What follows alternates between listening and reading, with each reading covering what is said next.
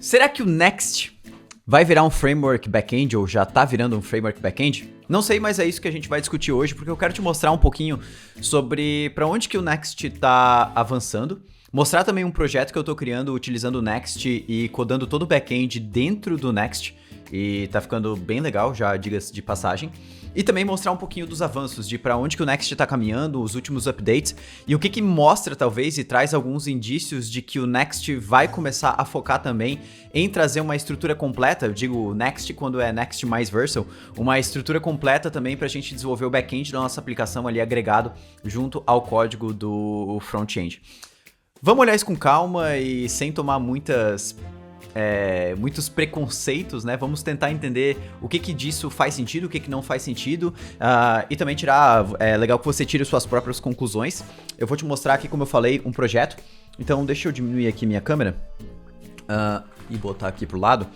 Legal, esse aqui é um dos projetos do Ignite, é um projetinho que se chama Ignite Call, e basicamente o que esse projeto tenta simular ou copiar, digamos assim, é o funcionamento dessas ferramentas, como por exemplo o Call.com, o Calendly, que são ferramentas de agendamento. Eu acho que o Google também lançou agora uma ferramenta própria de agendamento, que é basicamente uma ferramenta onde o usuário cria uma conta e ele oferece uma maneira simples das pessoas marcarem calls com ele, né? Então, por exemplo, aqui a pessoa vem, seleciona a data, o horário, né? Que o Calendly também é uma opção que faz muito semelhante a esse funcionamento.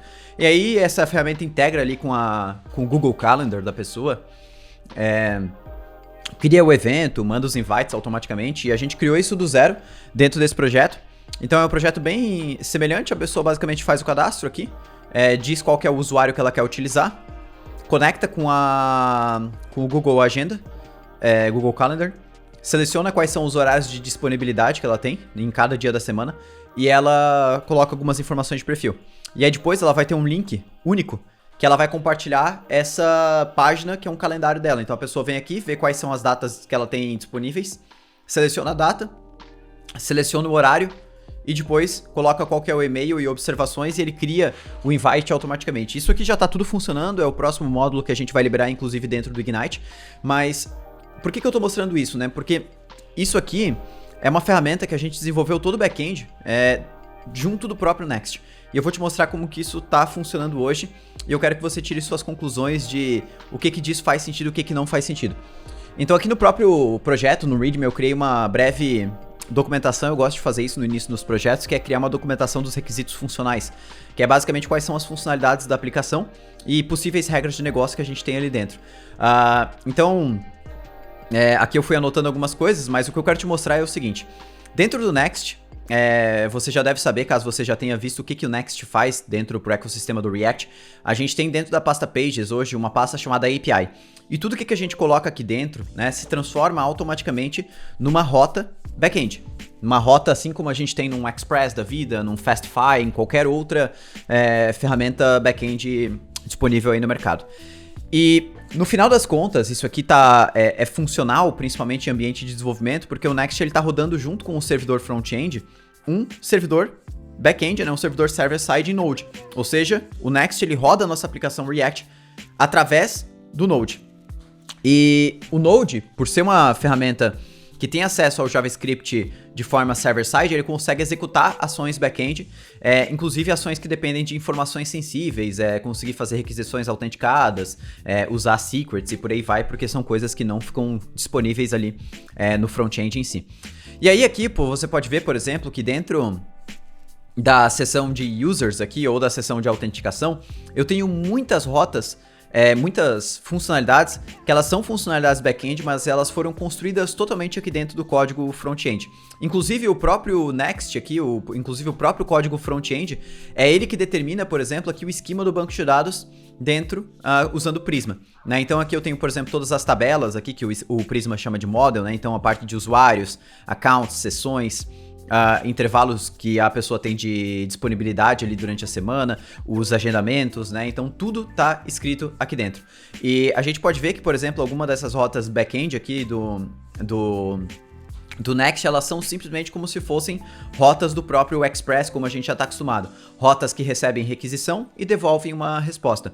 E a gente pode fazer o que a gente quiser de código aqui dentro e elas vão funcionar lindamente sem problemas nenhum. Então, a gente tem aqui, por exemplo, uma rota, que é a rota users/index, ou seja, simplesmente a rota raiz de users, ou seja, quando eu chamar o endereço users, ele vai simplesmente acessar essa rota aqui. E essa rota, ela faz operações no banco, então ela procura se existe um usuário. Se o usuário existe, ele não permite que seja cadastrado, senão ele cadastra um usuário e também salva no cookie aqui da nossa aplicação o ID do usuário. Isso aqui é uma rota super simples, mas se eu for, por exemplo, aqui numa rota dentro de username, por exemplo, availability, por exemplo, é uma rota muito mais complexa, que ela checa a disponibilidade que o usuário tem de tempo dentro de cada dia. Ou, por exemplo, a blocked date, que ela checa a disponibilidade, faz um select muito mais complexo aqui para checar os dias que a pessoa tem de disponibilidade dentro daquele mês. Ou seja, eu estou fazendo operações back-end que de certa forma são bem complexas, na verdade não tão simples como CRUDs, né? Então a gente não pode dizer que simplesmente o back-end ali do Next pode ser usado somente para CRUD. A gente pode ver que dá sim para utilizar esse back-end para muitas outras coisas. O ponto aqui não é necessariamente aonde que esse código vai estar, né? Mas o que caracteriza talvez um back-end e por que a gente começou a separar os back-ends das nossas aplicações quando a gente estava programando, quando eu estava programando lá em PHP, lá em 2011, 2012, por aí vai.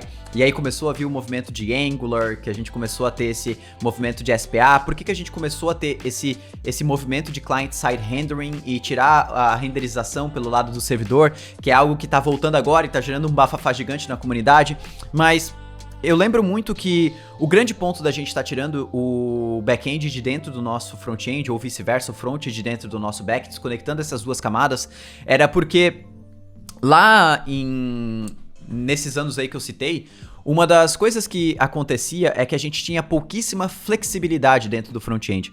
Quando o back-end ele simplesmente determinava qual que era o HTML, o CSS, o JavaScript que ia ser montado ali dentro do front-end, a gente perdia toda a flexibilidade no front-end. A gente tinha que trabalhar com requisições Ajax ali, computadas junto com o jQuery da vida, para tentar trazer uma reatividade maior para nossa interface. Ou seja, a gente tinha aquele problema de, cara, cada vez que eu clico no botão, cada vez que eu envio um formulário, cada vez que eu faço qualquer ação que dependa de uma resposta do servidor, eu tenho que recarregar a página como um todo.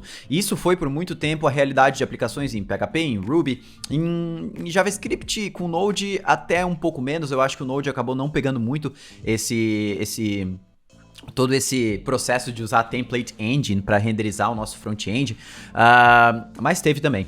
E acabou que quando o Angular veio, né, lá em 2000 não lembro exatamente, eu programei muito tempo com AngularJS lá na versão 1.3, lá em 2013, acho que foi, não lembro exatamente, mas a gente tinha então uma forma da gente manter o nosso front-end totalmente desconectado do back-end e totalmente flexível, ou seja, a gente conseguia fazer com que um clique de um botão, um envio de um formulário, ele enviasse, se comunicasse com o back-end, mas a gente não perdesse essa flexibilidade, a reatividade da nossa interface ali no front-end. E isso por muito tempo, então, a gente sempre seguiu com esse formato. E por que agora eu vejo essas ferramentas não só como o próprio Next, mas sim como o Remix e várias outras ferramentas aí, o Quick, outros frameworks do universo do front-end, digamos, dando esse passo atrás.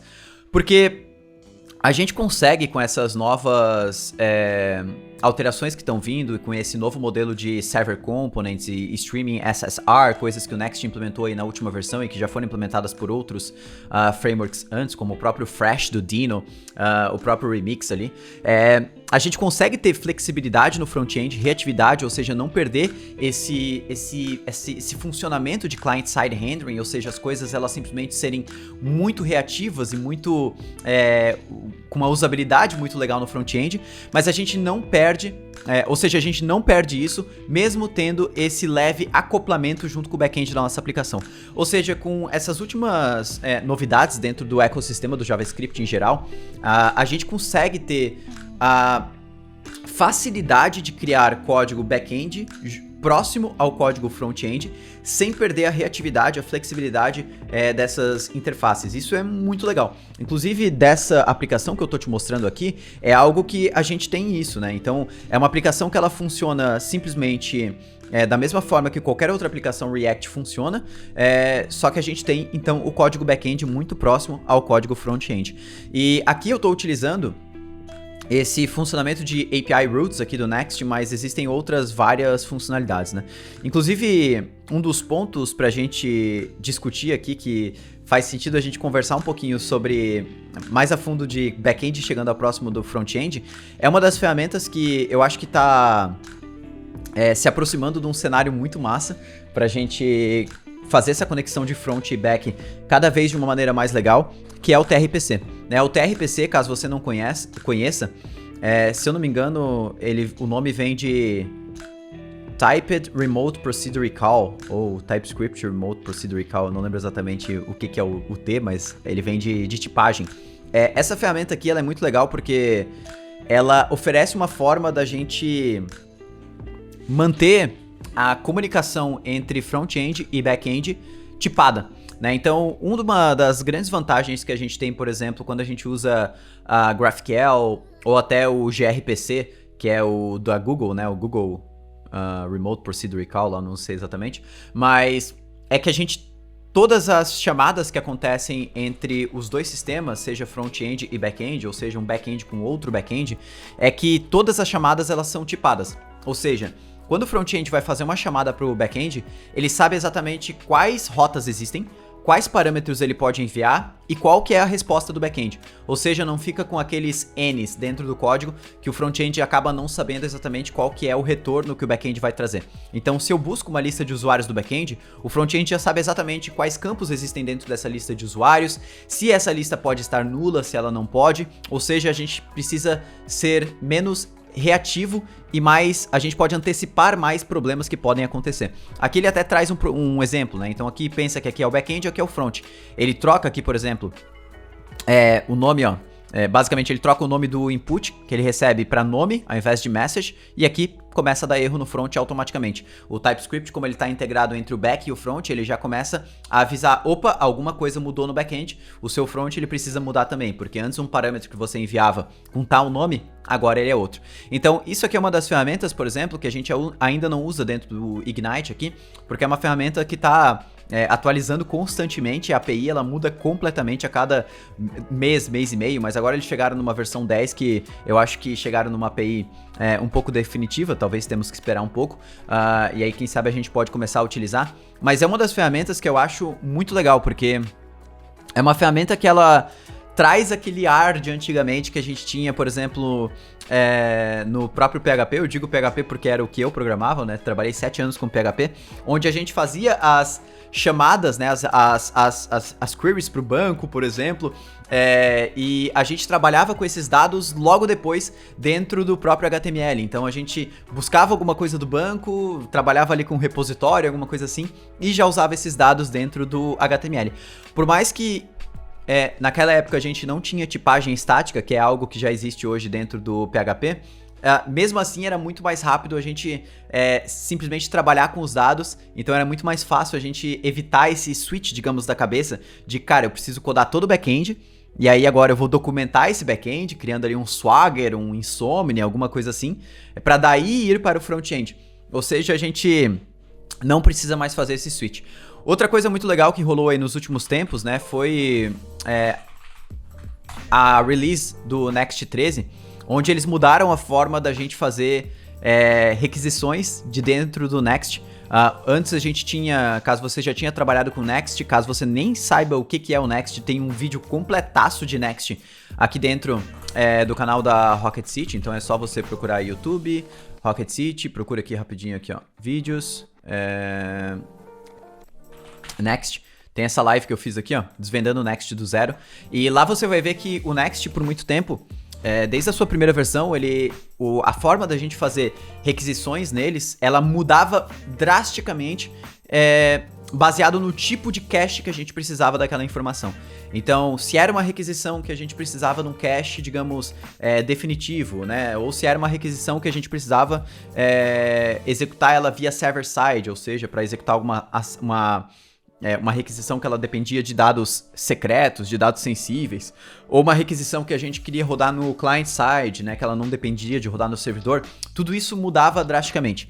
E o Next, ele implementou agora uma forma, e pra mim muito baseada na forma que o Remix já faz, né? Então não é muita novidade, digamos, aqui dentro, mas que é de fazer a requisição do back-end muito próxima a que é o componente do front-end, né? Já tendo toda a parte de tipagem, por exemplo, e podendo controlar no próprio fetch, na própria requisição, se a gente quer que essa requisição seja cacheada para sempre, né? Como uma página estática, uma requisição estática, uma requisição que nunca vai ser cacheada, mas que vai rodar pelo server-side, né? Então usando o get server-side props, como se fosse o get server-side props das versões anteriores do Next, né? 12 e anteriores, ou se é uma requisição estática que precisa de uma revalidação, ou seja, a cada tantos segundos ela vai ser recalculada o seu valor, né? Isso aqui é muito legal, porque abre portas pra gente pensar cada vez mais no back-end, digamos assim, em operações server-side acontecendo muito próximas ao front-end. Cara, isso aqui é muito legal porque abre toda uma nova forma da gente pensar, né? E antes que você diga, nossa, Diego, mas isso aqui para projetos pequenos, beleza, né? Mas para projetos grandes, isso aqui começa a ficar bagunçado. E aí eu te pergunto, né? O que torna um código bagunçado? É a quantidade de arquivos? Não. O que torna um código bagunçado? Porque quantidade de arquivos em um certo momento, cara, se o seu projeto não tiver uma quantidade grande de arquivos, provavelmente ou o seu projeto não cresceu, ou você tá tendo arquivos ali de 1000 linhas que fazem muita coisa, né? Então, não é a quantidade de arquivos. Projeto bagunçado determina que o meu front e o meu back estão juntos, então quer dizer que o projeto é bagunçado? Também não. Pra mim, num time onde as pessoas são full stack, onde as pessoas trabalham tanto em front quanto back, e não venha me dizer que isso não existe, cara, ter a possibilidade de ter o código back próximo ao código front é uma vantagem, na minha opinião, muito grande. O que torna um código bagunçado? É não seguir uma arquitetura, não seguir um bom padrão de projeto, um bom padrão de código? Beleza. Isso aqui, a forma com que o Next lida com as rotas, impossibilita eu seguir uma arquitetura aqui, por exemplo, utilizar uma clean architecture da vida, ports and adapted, ou simplesmente fazer com que essas requisições aqui simplesmente sejam adaptadas ali por por adapters, né, e simplesmente prossigam dentro para use cases e tudo mais? Não impossibilita. Então, o que impossibilitaria um código back-end estar dentro aqui do Next e simplesmente ainda continuar sendo um código bem organizado? E eu puxo essa discussão ainda de uma maneira mais profunda, né? Hoje, você vê alguma forma mais simples de fazer deploy de um back-end com segurança que esse back-end vai escalar, não sendo, por exemplo, funções serverless, como é o caso aqui do próprio Next? Hoje, para mim, uma das grandes vontades que eu tenho, cara, é conseguir fazer deploy de código back-end da mesma forma que eu faço deploy de código front-end. Você não tem essa vontade também? Com pouca configuração, com muita velocidade e garantia de escalabilidade. E é isso que eu acho que é onde o Next está mirando, um dos grandes próximos passos das próximas versões, é trazer muito foco nessa parte de código back-end dentro do front-end. Porque eu acho que você já deve ter ouvido eu falar, e você vai ouvir cada vez eu falar mais sobre isso, que serverless é uma das coisas que eu acho que todo mundo, não interessa se é front, se é back, deveria estar de olho, porque é uma coisa que vai revolucionar a forma que a gente lida. Você já pode ter visto nas últimas releases do Next e de qualquer outro framework, de qualquer outra ferramenta, que assuntos como serverless, edge computing são coisas que sempre caem. Edge computing é uma coisa que está vindo muito forte, e eu tô falando isso já faz, acho que 2 anos aqui na Rocket City, nos vídeos, cada vez mais, que é uma coisa que a gente tem que estar olhando, porque vai revolucionar a forma que a gente faz deploy das aplicações. Eu já nem me lembro a última vez que eu fiz deploy de alguma aplicação simplesmente criando um servidor Linux, um EC2, um DigitalOcean, subindo uma aplicação Node. Cara, eu não me vejo mais fazendo isso. E eu tô feliz com isso, eu tô feliz fielmente que eu não preciso mais fazer isso. Então, Eu acho que cada vez mais a gente vai ter alternativas para fazer deploy das nossas aplicações back-end de uma maneira mais simples. E hoje não existe maneira mais simples de fazer deploy de código back-end do que utilizando uma Vercel da vida, onde você simplesmente cria os arquivos aqui dentro, eles viram rotas, as rotas podem acessar banco, podem fazer operações lá dentro, e você não precisa se preocupar de forma muito profunda com escalabilidade. No máximo a memória da função, alguma coisa assim, não executar certos códigos aqui dentro, mas de resto é incrível. E cara, esse aqui é um pouco da discussão que eu queria trazer, e eu queria que você trouxesse também a sua opinião aí embaixo nos comentários, se você acha que o Next tá virando ou tá talvez no caminho para virar um framework cada vez mais full stack, mais back-end, trazer mais funcionalidades back-end aqui para dentro, que a gente pode ter garantia de colocar o nosso código back-end aqui e não simplesmente ficar criando o back-end separado do front. É claro que tudo isso é uma discussão, meu ponto aqui não é defender que a gente crie todas as aplicações back-end aqui dentro do Next, até porque hoje ainda acho que é inviável na grande maioria das vezes, tem várias funcionalidades que a gente ainda não consegue executar dentro de funções serverless e a gente precisa usar serviços separados, seja uma mensageria, fila, essas coisas assim, mas eu acho que tá caminhando muito pra gente ter o core da nossa aplicação back-end, quem sabe em aplicações que sejam full stack, aí, que os devs sejam full stack, tudo dentro do mesmo código, sem perder flexibilidade, sem perder reatividade e ainda ganhando uma produtividade gigantesca, tendo esse código muito próximo. E aí, eu queria a sua opinião, então deixa aqui nos comentários.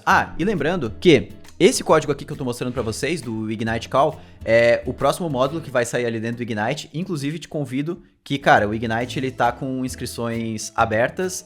A gente teve NLW agora, e todo mundo que entrar no Ignite também ganha um curso de Clean Code bônus que eu tô preparando, mas é um curso de Clean Code focado em React, Node, React Native, esse ecossistema um pouquinho mais avançado, não é aquele clean code básico só de nomeação de variável, não é isso, mas, pô, se você quer aprender a escrever um código de qualidade e também aprender a escrever back-end do Next junto ao front-end, aproveita o Ignite, eu vou deixar o link aqui embaixo na descrição também, caso você queira dar uma olhadinha e conhecer os outros projetos que a gente desenvolve lá dentro. Mas eu vou ficando por aqui, um grande abraço, não esquece de deixar aí nos comentários o que você acha dessa discussão toda, pra onde que tá caminhando o front-end em si.